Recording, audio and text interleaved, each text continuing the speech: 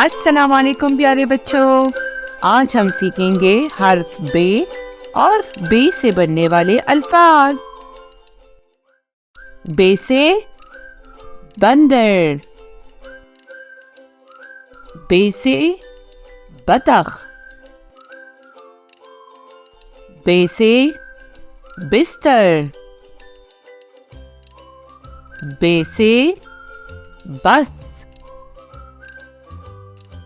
बे से बिल्ली, बे से बल्ला, बे से बादल, बे से बकरी, बे से बारिश। मज़ीद इस तरह की वीडियोस देखने के लिए चैनल को सब्सक्राइब करें और लाइक का बटन दबाएं। शुक्रिया।